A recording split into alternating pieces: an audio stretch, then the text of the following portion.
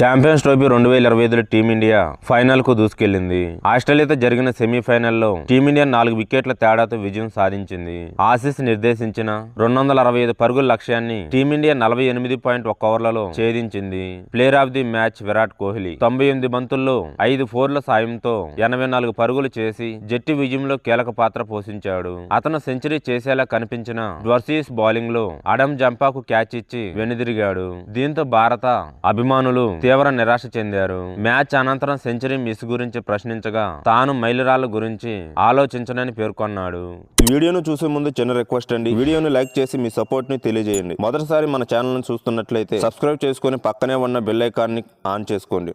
నేనెప్పుడు అటువంటి వాటిపై ఫోకస్ పెట్టను. వాటి గురించి పట్టించుకోకుంటేనే అవి జరుగుతాయి. ఒకవేళ నేను సెంచరీ చేసుంటే మంచిదే, కానీ జట్టు విజయం అంతకంటే ముఖ్యం అని కోహ్లీ అన్నాడు. వన్డేల్లో వయసు పెరిగే కొద్దీ మెరుగవుతున్నారా అనే ప్రశ్నకు సమాధానమిస్తూ నాకు తెలియదు, అది మీరే చెప్పాలి అని విరాట్ వివరించాడు. ఈ ఇన్నింగ్స్ తో విరాట్ కోహ్లీ చాలా రికార్డులు బ్రేక్ చేశాడు.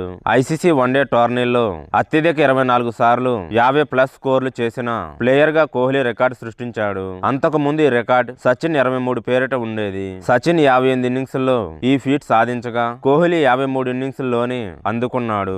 ఆసీస్ పై 84 పరుగులు చేసిన కోహ్లీ మరో ప్రపంచ రికార్డు అందుకున్నాడు. ఐసీసీ నాకౌట్ మ్యాచ్ల్లో World Cup, T20 World Cup, Test Championship, Champions ట్రోఫీల్లో 1000 పరుగులు చేసిన తొలి ఆటగాడిగా రికార్డులోకి ఎక్కాడు. ప్రస్తుతం కోహ్లీ ఖాతాలో 1023 రన్స్ ఉన్నాయి. ఛాంపియన్స్ ట్రోఫీలో అత్యధిక పరుగులు 746 చేసిన భారత ఆటగాడిగాను కోహ్లీ నిలిచాడు. శేఖర్ ధావన్ 701ని విరాట్ అధిగమించాడు. ఓవరాల్ గా రెండో స్థానంలో కోహ్లీ ఉండగా క్రిస్ గేల్ 791తో అగ్రస్థానంలో ఉన్నాడు.